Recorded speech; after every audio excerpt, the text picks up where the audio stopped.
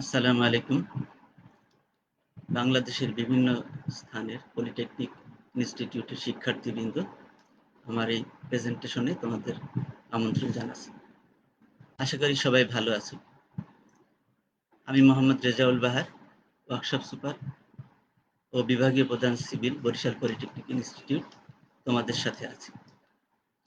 তোমাদের সাথে আমার ক্লাস ডিজাইন অফ স্ট্রাকচার 1 ষষ্ঠ পর্বের এটি একটি সাবজেক্ট।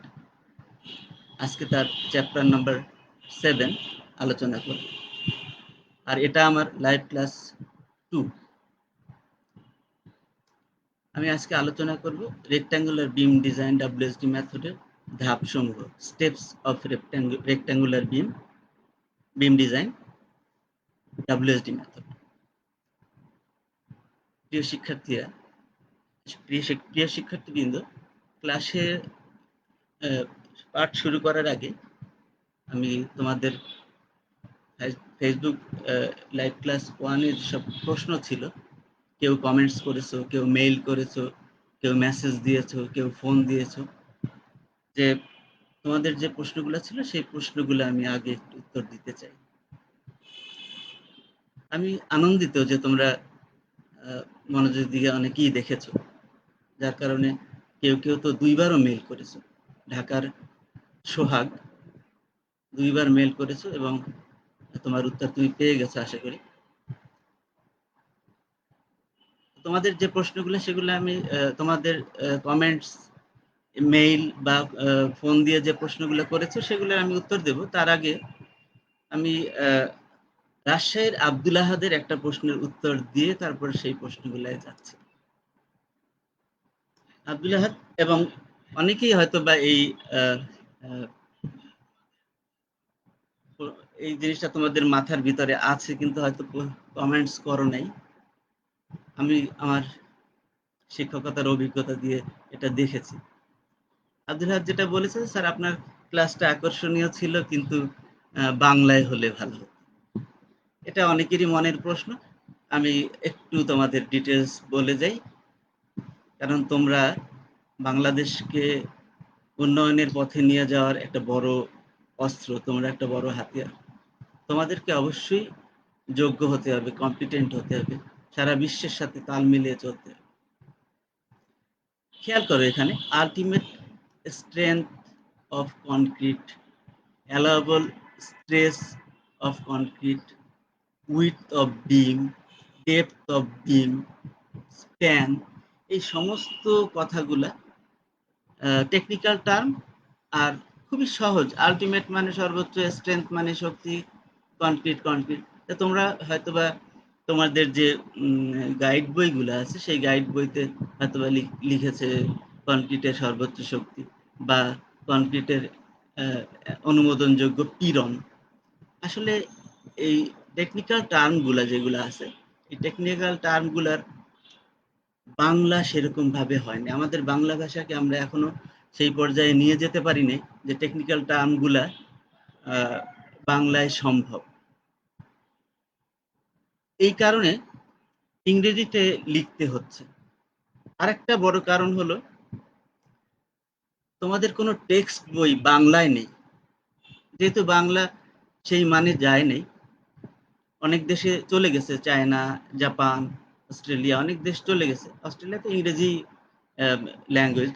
তারপরেও অন্যান্য উন্নত যেগুলা বিশ্ব, তারা নিজেদের মতো করে করতে পারছে তাদের ভাষা দিয়ে, কারণ তারা সেই পর্যায়ে তাদের ভাষাকে নিয়ে গেছে। আমরাও হয়তো অদূর ভবিষ্যতে নিয়ে যাব, তোমরাই নিয়ে যাবে, সেজন্য তোমাদেরই যোগ্য হতে হবে। কিন্তু আপাতত ইংলিশের কোনো বিকল্প নেই।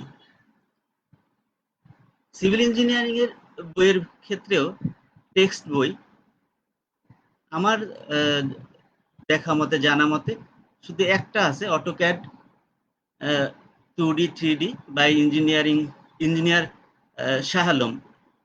এই একটা টেক্সট বই বাংলায় আছে যেটাকে টেক্সট বই বলা যায়, আর কোনো বইকেই টেক্সট বই বলা যায় না। তা তোমাদের বই যদি না থাকে তাহলে তোমরা শিখবা কিভাবে? একজন ভালো ইঞ্জিনিয়ার কিভাবে হবে?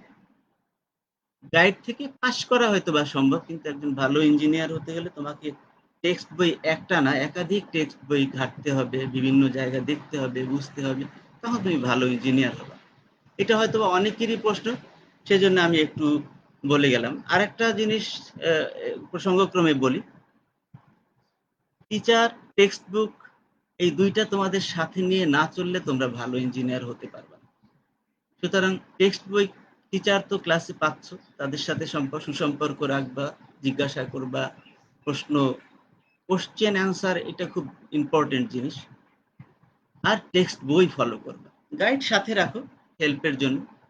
আর ইংরেজি ভাষা একটা সহজ ভাষা, তোমরা ভয় পেলে আগাইতে পারবে না। যে কোনো জিনিস, যে মানুষ যেটা ভয় পায় সেটা অর্জন করতে পারে না। তা আমি, তোমরা জানো ফেসবুক ক্লাসগুলো আধা ঘন্টা, বেশি লম্বা কথা বলার স্কোপ নেই, তোমরা অভিজ্ঞ শিক্ষক মন্ডলীর কাছ থেকে শুনে নিবা। আর যে প্রশ্নগুলো এসেছে সেগুলো আমি সামারাইজ করে আমি তোমাদের উত্তর দেব। আসলে কিছু বিগত সেমিস্টারগুলোতে তোমরা এগুলা পড়েছো, কিন্তু হয়তোবা ওই একই সমস্যা, টেক্সট বই না থাকার কারণে, পাস করার একটা মেন্টালিটি নিয়ে পড়ার কারণে অনেক কিছু ভুলে যাও, অনেক কনভার্সন ভুলে যাও, বা কেমনে কি হলো, সমস্যাগুলো আসে। সেজন্যই আমার কাছে অনেক কমেন্টস বা অনেক মেসেজ, অনেক ফোন আসছে, সেগুলো আমি এখানে একটু সংক্ষিপ্ত আকারে উত্তরগুলা দেব। উত্তরগুলো আমি মেমোরাইজ দিস, মনে রাখবে, এইগুলা এই আকারে দিচ্ছি। কিন্তু এটাকে তোমরা শুধু, এখানে আমি অল্প কিছু কথা বলবো, তোমরা ডিটেলস এই করোনা ভাইরাসের সময়ও পেয়ে যাচ্ছ, পিছনের গুলাও একটু ভিতরে নিজেদের মানে করায়ত্ত করো, আয়ত্ত করো, যাতে তোমরা একটা ভালো ইঞ্জিনিয়ার হতে পারো, কারণ তোমাদের দিকে বাংলাদেশ তাকিয়ে আছে। দেখো, 1 কেজি সমান 2.204 পাউন্ড, এটা তোমরা আগেই জেনেছো। 1 কিপ, এটা হয়তো বা অত প্রয়োজন হয় নাই, কিন্তু শোনার কথা। 1 কিপ সমান 1000 pound. 1 KG per centimetre square is equal two 14.22 pound per square inch, PSI, pound per square inch. প্রতি সেন্টিমিটার স্কোয়ারে এত পাউন্ড হবে কনভার্সনটা, কেজি আর মানে এমকেএস থেকে এফপিএস এ কনভার্সন। এখন সারা বিশ্ব এসআই ইউনিটে চলছে, সবাই ফ্যামিলিয়ার হওয়ার জন্য এসআই ইউনিটে চলতেছে। এখন প্রেসারকে প্যাসকেলে বলি আমরা। 1 pascal is equal to 1 newton per metre square. 1 newton per metre square. 1 megapascal is equal to 1 newton per millimetre square. এখানে খেয়াল করো, প্যাসকেল থেকে যখন মেগাপ্যাসকেলে গেলাম, তাহলে কিলোতে গেলে 10 টু দি পাওয়ার 3, আর মেগায় গেলে আরো 10 টু দি পাওয়ার 3, মানে 10 টু দি পাওয়ার 6 দিয়ে গুণ করলে এটাই নিউটন পার মিটার স্কোয়ার আসছে, এখানে কিন্তু নিউটন পার মিলিমিটার আসবে। মিটারকে মিলিমিটার বানাইতে হলে 1000 দিয়ে গুণ করতে হবে, 1000 মানে 10 টু দি পাওয়ার 3, আর এর উপরে একটা স্কোয়ার যেহেতু আছে, সুতরাং 10 টু দি পাওয়ার 3 এর উপরেও একটা স্কোয়ার পড়বে, সুতরাং এটা 10 টু দি পাওয়ার 6 দিয়ে গুণ ভাগ যাই করে, তখন তোমার এই রেজাল্টটা চলে আসবে, এই রেজাল্টটা।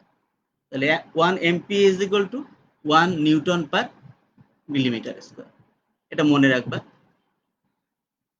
এফপিএস এর সাথে মেগাপ্যাসকেলের যে কনভার্সন, সেটা হলো 1 এমপিএ সমান 145.037 পিএসআই, পাউন্ড পার স্কোয়ার ইঞ্চ, এটা মেগাপ্যাসকেল।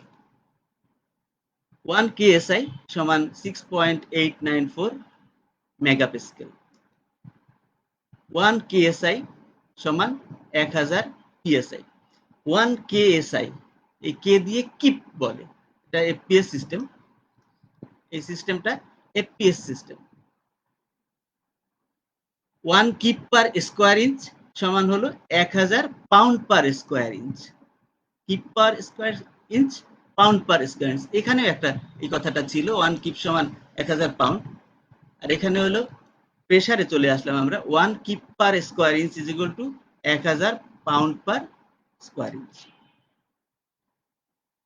অনেকেই একটা প্রশ্ন করছে আমার কাছে, আমি জানি না কেন করছো। হয়তোবা গাইড বইতে লেখা আছে যে 60 গ্রেড রড বলতে কি বোঝো বা 40 গ্রেড রড বলতে কি বোঝো, সেই জন্য যদি হয় তাহলে দুঃখ পাবো। আর যদি জানার জন্য হয়, যেমন সোহাগ মেইল করছে, 2 বার মেইল করছে, আমি অত্যন্ত খুশি। আব্দুল হাদ মেইল করছো, সিলেট থেকে রাফি ফোন করছো, সবারই আমি, আরো অনেকে কমেন্টস করছো, মেসেজ করছো, আমি সবার নাম মনেও নাই, বা ইমেল যারা করেছে, যারা ফোন করছে বারবার, তাদের নামগুলা মনে আছে। কিন্তু আমার ভালো লেগেছে তোমরা জানতে চাচ্ছ, শিখতে চাচ্ছ। 60 গ্রেড রড বার, রড যেগুলা 60 গ্রেড রড গুলা বা 60 গ্রেড বার গুলা, তার মানে যার, যে রডের ইল্ড স্ট্রেংথ বা আলটিমেট স্ট্রেংথ, সর্বোচ্চ ক্ষমতা 60 KSI, 60 KSI, kip per square inch, সেটাকে বলে 60 গ্রেড রড। তার মানে তুমি যদি পিএসআই তে যাও, তাহলে 1000 দিয়ে গুণ করো, মানে 60,000 পিএসআই, যে রডের আলটিমেট স্ট্রেংথ বা ইল্ড স্ট্রেংথ, সেটাই হলো 60 গ্রেড বার। এটাকে যদি মেট্রিকে বলো, তাহলে 420 মেট্রিক গ্রেড বার বলতে পারো। তার মানে এসআই ইউনিটে তুমি চলে গেলে, এফপিএস থেকে এসআই তে চলে গেল। 40 ইউনিটে কিভাবে হলো? দেখো, 1 কেএসআই সমান, এই মেগাপাস্কেলের কনভার্সনটা এখানে আছে, 6.89 মানে 6.9 ধরতে পারো, আর এটাকে রাউন্ড ফিগার নিলে 7 ধরতে পারো। তাহলে 7 × 60, খেয়াল করো, 7 × 60, এখান থেকে এখানে 7 × 60, 6×7 = 42, 420 মেট্রিক গ্রেড। একই রকম ভাবে তুমি 40, 75 সব কনভার্ট করতে পারবা। শুধু খেয়াল রাখতে হবে তোমার ইউনিটটার কনভার্সনটা কি, আর কেমনে কনভার্সন হয়। আরো অনেক কথা আছে, যেগুলো তোমরা strength of materials, structural mechanics, তারপরে হাইড্রোলিক্স, স্টেমেটিং, থিওরি স্ট্রাকচারে পড়েছো।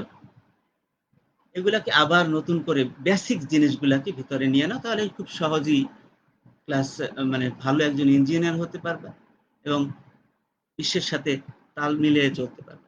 আর একটা কথা, আব্দুল আহাদের মেইল থেকে আর একটা কথা না বললেই নয়, সেটা হলো যে ইংরেজি একটা সহজ ভাষা, এটা তুমি চেষ্টা করলে অল্প সময়ের মধ্যে আয়ত্ত করতে পারবে। এর সাথে সাথে তো আরো কয়েকটা ভাষা শেখা দরকার। অনেকে ইংরেজির সাথে চাইনিজ, জাপানিজ, কোরিয়ান, মালয়েশিয়ান, এগুলা ভাষাও শিখতেছে। যত শিখবা তত তোমার জ্ঞান অর্জনের পথ খুলে যাবে। আর সারা বিশ্বের সাথে ফ্যামিলিয়ার হওয়ার জন্য ইংরেজিটা খুবই দরকার। তুমি যখন পড়াশোনা শেষ করে চাকরিতে যাবে, তখনও কিন্তু তোমার এই এফপিএস এ চলতে হবে। ইউরোপ আমেরিকাও এফপিএস এ চলে, তোমারও এফপিএস এ চলতে হবে। কিন্তু আমরা পড়ানোর সময় কিন্তু এমপিএস পড়াই। সুতরাং তোমাকে বিশ্বের সাথে তাল মিলেই চলতে হবে, ফ্যামিলিয়ার হতে হবে। সারা বিশ্বের সবাই যে কথাগুলা বোঝে, তোমাকে সেগুলাই বুঝতে হবে। আমি আমার আহ, মূল আলোচনা, অর্থাৎ আজকের পাঠে চলে যাই। Steps of rectangular beam design, WSD method. সবগুলো স্টেপ আজকে হয়তো সম্ভব হবে না, আজকে যে কয়টা পারি সেই কয়টা আলাপ করব, নেক্সট ক্লাসে বাকিগুলো করব। প্রথমেই বলে নেই, স্টেপগুলো আসলে ছাত্রদের সুবিধার জন্য, ডিজাইনারদের জন্য স্টেপ লাগে না। ছাত্ররা যাতে খুব সহজে বলতে পারে, করতে পারে ডিজাইন, সেজন্য স্টেপস সিস্টেমটা আছে। এটা অনেক আগে হেনরি পার্কারের একটা বইতে এই সিস্টেমটা ছিল। স্টেপ 1-এ লোড ক্যালকুলেশন করতে হয়, বিমের উপরে কি পরিমাণ লোড আসছে। তো আমাদের কিছু গিভেন ডাটা, কিছু ডাটা দেওয়া থাকে, এ প্রাইম সি অথবা এফ সি দেওয়া থাকবে, এফএস দেওয়া থাকবে, এন দেওয়া থাকবে, স্প্যান এল দেওয়া থাকবে। Super impose load, super impose load তোমরা তো গাইডে যেটা দেখছো, আরোপিত লোড। এই সুপার ইম্পোজ লোড হলো বিমের নিজস্ব ওজন, ডেড লোড বলি আমরা যেটাকে। এই নিজস্ব ওজন ছাড়া অন্য সমস্ত লোড গুলাকে যোগ করলে যে লোডটা হয়, সেটাকে বলে আরোপিত লোড বা সুপার ইম্পোজ লোড। তার মানে লাইভ লোড এবং এনভায়রনমেন্টাল লোড। লাইভ লোড সংক্ষেপে আমরা এল বলি, আর আদার্স লোড মানে এনভায়রনমেন্টাল লোড, পরিবেশ থেকে যে সমস্ত লোড আসে। আমি এখানে একটু নোটেশন দিয়ে দিছি। এল দিয়ে লাইভ লোড, ডিএল দিয়ে ডেড লোড, আদার লোডের মধ্যে উইন্ড লোড আছে, এটা অবশ্যই হিসাবের মধ্যে আনতে হবে। সিসমিক লোড মানে ভূমিকম্প জড়িত লোড আছে, এটাও অবশ্যই তোমাদের বিবেচনায় নিতে হবে কাঠামো স্ট্রাকচার ডিজাইন করতে গেলে। এছাড়া উপকূলীয় এলাকা যদি হয়, সেখানে জলোচ্ছ্বাস ইত্যাদির কারণে যে ধাক্কাটা আসে, যে থ্রাস্ট আসে, সেটাও হিসাব করতে হবে। যে সমস্ত দেশে বেশি বৃষ্টিপাত হয়, সেখানে বৃষ্টি জমার কারণে যে ওজন, সেটা হিসাব করতে হবে।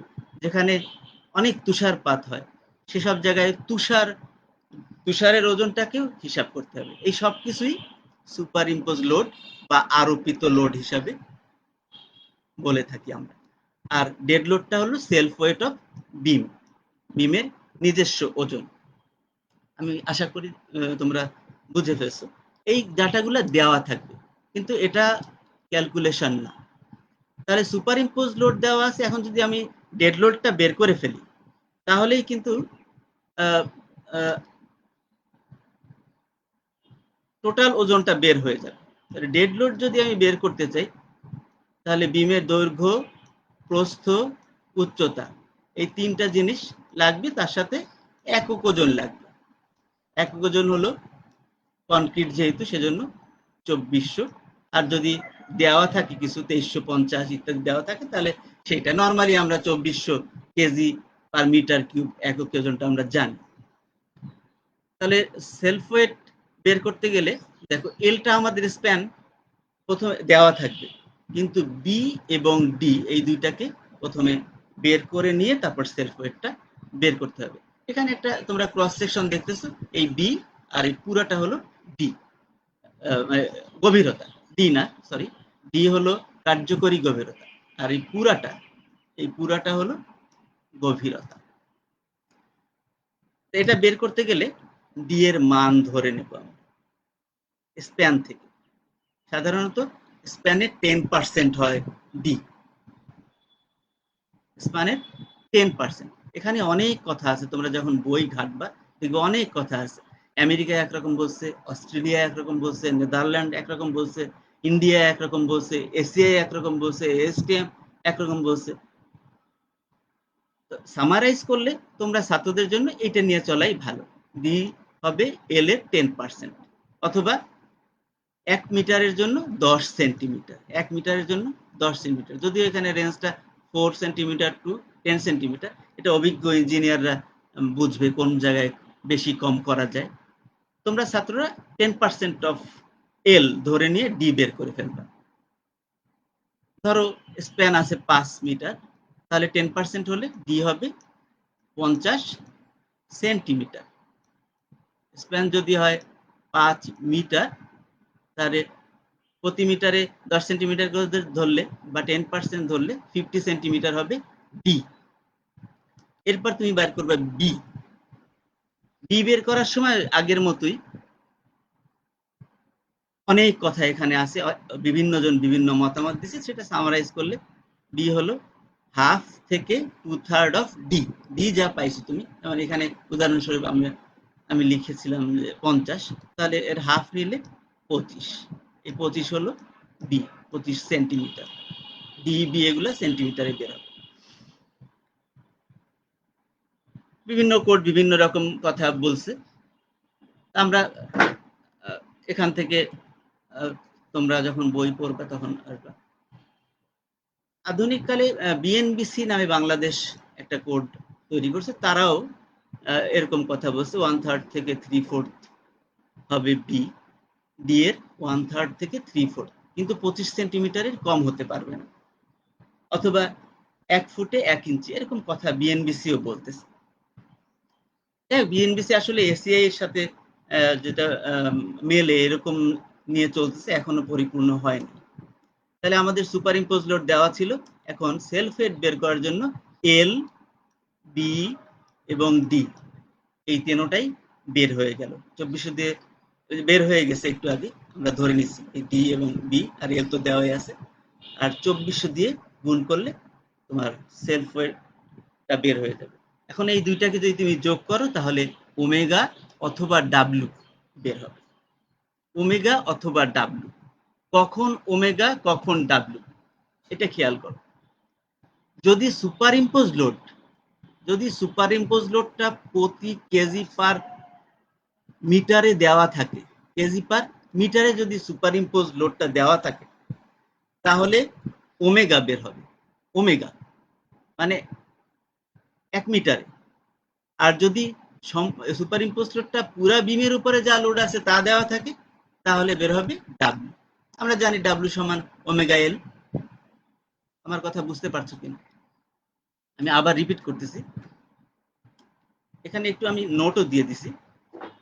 যদি সুপার ইম্পোজ লোড কেজি পার মিটারে দেওয়া থাকে, তাহলে এল এর মানটা হবে 1। এই জিনিসটা খুব ভালো মতো মনে রাখবে।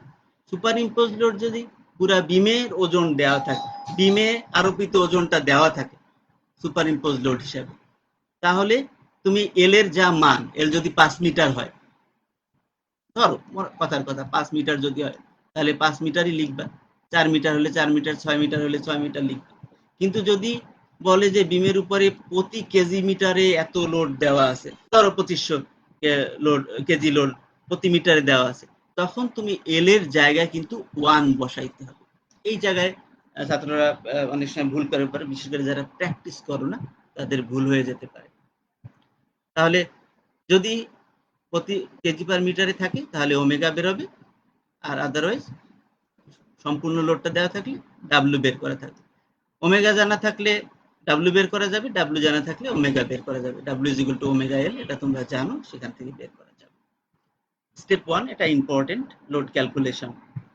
লোড ক্যালকুলেশন হয়ে গেলে বাকি কাজগুলা সহজেই চলে আসবে। স্টেপ 2 তে যেটা আমরা বের করি, এটা তোমরা থিওরি অফ স্ট্রাকচারে করে ফেলেছো।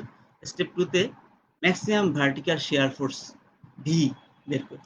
ভি বের করার সূত্র V is equal to W by 2 বা ওমেগা এল বাই 2 যখন সিম্পলি সাপোর্টেড বিম হয় তখন। যদি কন্টিনিউয়াস, ফুললি কন্টিনিউয়াস বিম হয়, তাহলেও ডাব্লিউ বাই 2 বা ওমেগা এল বাই 2। যদি সেমি কন্টিনিউয়াস বিম হয়, সেক্ষেত্রে দুইটা জিনিস। যদি কন্টিনিউয়াস এন্ড হয়, তাহলে ভি বের হবে 0.6 ডাব্লিউ। আর যদি ডিসকন্টিনিউয়াস এন্ড হয়, তাহলে হবে এটা 0.4 ডাব্লিউ। এই জায়গাটা খুব ভালো মতো খেয়াল রাখতে হবে। সেমি কন্টিনিউয়াস বিম, আংশিক অবিচ্ছিন্ন বিম বা এন্ড স্প্যান যা বলো, ফুললি কন্টিনিউয়াস যদি না হয়, তাহলে দুইটা রেজাল্ট।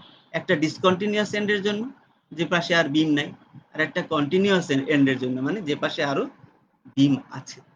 যে পাশে বিম মানে কন্টিনিউয়াস এন্ড, সেখানে হবে 0.46 ডাব্লিউ, আর যেখানে ডিসকন্টিনিউয়াস সেটা হবে 0.4 ডাব্লিউ। যদি ক্যান্টিলিভার বিম হয়, তাহলে ডাব্লিউ যা সেটাই ভি। এটা তোমরা থিওরি অফ স্ট্রাকচারে পড়ে ফেলছো। স্টেপ 3 তে আমরা ম্যাক্সিমাম বেন্ডিং মোমেন্ট এম বের করি। এম ম্যাক্স মানে এম সমান, যদি সিম্পলি সাপোর্টেড বিম হয়, তাহলে তোমরা জানো এটা ডাব্লিউ বাই এল অথবা omega L square by, sorry, W L by 8। আর যদি ওমেগায় বলি, তাহলে ওমেগা এল স্কোয়ার বাই 8। এত কেজি মিটার। ওমেগা দিয়ে চললে অনেক সময় সুবিধা, অথবা যেটা দেওয়া আছে সেটা নিয়ে চললে সুবিধা। ডাব্লিউ এল বাই 8 বা omega L square by 8 simply supported বিমের জন্য। যদি ফুললি কন্টিনিউয়াস বিম হয়, তাহলে ডাব্লিউ এল বাই 12 বা ওমেগা এল স্কোয়ার বাই 12। যদি সেমি কন্টিনিউয়াস হয়, তাহলে ডাব্লিউ এল বাই 10। আর যদি ক্যান্টিলিভার হয়, তাহলে ডাব্লিউ এল বাই 2, আর ওমেগায় বললে ওমেগা এল স্কোয়ার বাই 2। এগুলো সবই কেজি পার মিটারে বের হয়। কিন্তু আমাদের ইফেক্টিভ ডেপথ বা অন্য কিছু বের করতে গেলে আমাদের লাগবে কেজি সিএম। কেজি মিটার নয়, KG CM, KG into CM. এখানে কেজি ইন্টু মিটার আছে, সিএম, সেজন্য 100 দিয়ে গুণ করতে হবে। মিটারকে সেন্টিমিটার বানানোর জন্য 100 দিয়ে গুণ করতে হবে। আমি এই প্রথম ফর্মুলাটাকে উদাহরণস্বরূপ এখানে লিখছি। এই ছিল ফর্মুলাটা। দেখো 100 দিয়ে গুণ করে কেজি সেন্টিমিটারে আমরা বের করে ফেলছি মোমেন্ট। এরপর যেসব জায়গায় মোমেন্ট তুমি ব্যবহার করবা, এইটাই ব্যবহার করবা। এই 100টা কিন্তু সূত্রের অংশ না, এটা কেজি সিএম বানানোর জন্য। এই কেজি সিএম বানানোর জন্য 100 দিয়ে গুণ করা হয়েছে। আশা করি তোমরা তোমরা এটা আগেই থিওরি অফ স্ট্রাকচারে করে ফেলেছো, আমি একটু স্মরণ করাই দিলাম।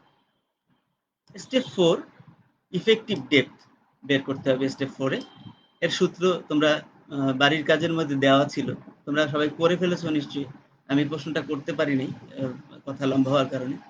বাড়ির কাজটা অবশ্যই করে ফেলবে এবং জমা দিবে। আজকের বাড়ির কাজ ওইখানে 6 পর্যন্ত দেওয়া ছিল, তোমরা আজকের বাড়ির কাজ থাকবে হলো 7 থেকে 10 পর্যন্ত। ডেরিভেশন গুলা প্রথম পেজে যেটা ছিল তার 7 থেকে 10 পর্যন্ত তোমরা বাড়ির কাজ হিসাবে করবে।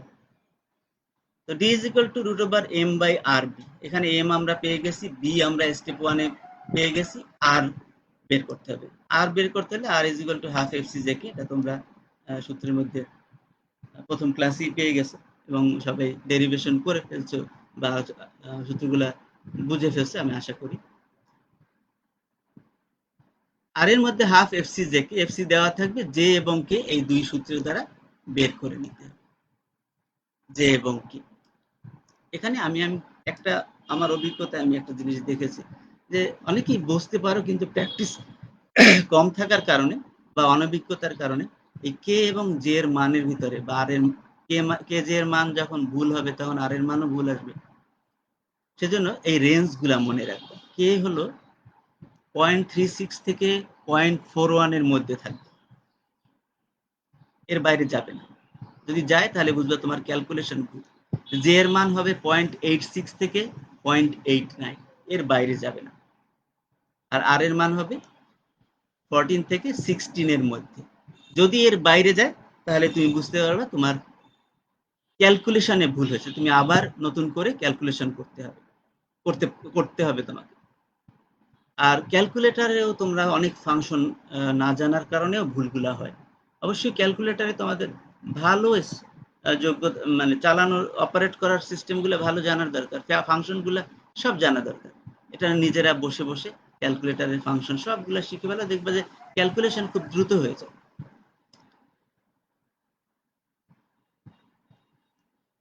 তাহলে ডি যদি বের হয়ে যায়, ডি মানে ইফেক্টিভ ডেপথ, কার্যকরী গভীরতা, তার সাথে যদি আমরা এইটুক, তার মানে টোটাল কভারিং, এটাকে বলে টোটাল কভারিং, এই টোটাল কভারিং যদি যোগ দিয়ে দিই তাহলে আমরা পুরা ডেপথটা পেয়ে যাবে, পুরা ডেপথটা আমরা পেয়ে যাব। D plus total covering is equal two total depth, এর কোনো সিম্বল নাই, বড় হাতের ডি বা এরকম কিছু নাই, টোটাল ডেপথ। আর ক্লিয়ার কভারিং হলো রডের নিচ থেকে বিমের নিচ পর্যন্ত যে ডিস্টেন্স, এটা হলো যে থিকনেস, এটা হলো ক্লিয়ার কভারিং। আর এটা হলো হাফ ডায়া, রডের অর্ধেক। এসিআই কোড বলছে যে রডের ক্লিয়ার কভারিং 5 সেন্টিমিটার নিতে হবে। আর হাফ ডায়া আমরা যেহেতু এখনো রড কোনটা সেটা ব্যবহার করতেছি না, তখন হাফ ডায়া হবে যে সাধারণত আমরা 25 মিলিমিটার ডায়া রডকে স্ট্যান্ডার্ড ধরে বা 8 নম্বর রডকে স্ট্যান্ডার্ড ধরে হিসাব করি, তাহলে 25 মিলিমিটার মানে 2.5 সেন্টিমিটার, তার অর্ধেক হবে 1.25, তাহলে টোটাল কভারিংটা তুমি পেয়ে যাবে 5 এর সাথে 1.25 যোগ দিলে, এটা টোটাল কভারিং যোগ দিলে টোটাল ডেপথ পেয়ে যাবে, মানে বিমের সাইজটা বের হয়ে যাবে। এরপরে যেটা আছে দেখো, ডি কে আমি আবার বের করছি। কেন বের করছি? ডি থেকে টোটাল ডেপথ থেকে আবার ওই যে কভারিং, টোটাল কভারিংটা আবার বিয়োগ দিছি। এটা কেন দিছি সেটা আগামী ক্লাসে তোমাদের বলবো। আগামী ক্লাসে বলতে ডিজাইনের সময় আমি আলাপ করব। এরপর এরিয়া অফ স্টিল, কতটুক রড লাগবে, এই রডগুলা কতটুক লাগবে। এরিয়া অফ স্টিলের সূত্র সহজ, M by F S J D, এটা খুব সহজেই বের হয়ে যাবে। কিন্তু তুমি শুধু এরিয়া অফ স্টিলের মান বের করলেই হবে না। মনে করো area of steel 15 centimetre square বের হলো, কিন্তু এটা বের করলেই হবে না, তোমাকে বলতে হবে কত মিলিমিটার বার কয়টা লাগবে। তাহলে একটা রডের ক্ষেত্রফল বের করতে হলে পাই ডি স্কয়ার বাই 4, মনে করো 25 সেন্টিমিটার যদি হয়, 25 মিলিমিটার বার যদি হয়, তাহলে পাই ডি এর মান হবে 2.5 সিএম এর স্কয়ার বাই 4, তাহলে রেজাল্টটা ক্যালকুলেট করে দেখবা এরকম হবে 4.9। এটা দিয়ে এটাকে যখন ভাগ দিবা তাহলে যে ফিগারটা আসবে, যেমন এটা 5-এর মতো, তাহলে এখানে যদি 15-কে ভাগ দেয় তাহলে 3 পয়েন্ট সামথিং আসবে, মানে 4টা রড লাগবে। কিন্তু তাতে একটা জিনিস খেয়াল রাখতে হবে, ইকোনমিক্যাল হতে হবে। এখন ইকোনমিক্যাল করতে গেলে তোমার সব রডের ডায়া, পেরিমিটার এগুলো জানা দরকার। তোমাদের বাড়ির কাজ থাকবে 10 মিলিমিটার থেকে 32 মিলিমিটার ডায়া রডের এরিয়া এবং পেরিমিটার, ক্ষেত্রফল এবং পরিসীমা, এটা মুখস্থ রাখবা, তাহলে তোমরা ডিজাইন সহজেই করতে পারবে। এটা বাড়ির কাজ রইলো। আর ওদিকে 7 থেকে 10 বাড়ির কাজ রইল। প্রিয় ছাত্রছাত্রী বৃন্দ, আশা করি আজকের আলোচনায় তোমরা বুঝতে পেরেছো যে কি করতে হবে। তোমরা নিজেরা প্র্যাকটিস করবা, কোনো বিষয়ে জানার থাকলে কমেন্টস করবা ভিডিওতে, এবং আমার সাথে কন্ট্যাক্ট করতে পারো, আমার কন্ট্যাক্ট নাম্বার দেওয়া আছে। আর ভিডিওটা বারবার দেখো।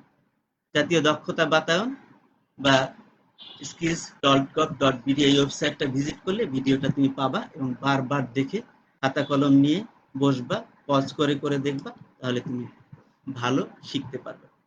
তোমাদের সকলের প্রতি আমার ভালোবাসা রইল। বাড়িতে বসে প্র্যাকটিস করো এবং সবাই ভালো থাকো। আজকের মতো আমার ক্লাস আমি এখানেই শেষ করছি। আসসালামু আলাইকুম। আগামী ক্লাসের জন্য আমন্ত্রণ রইল।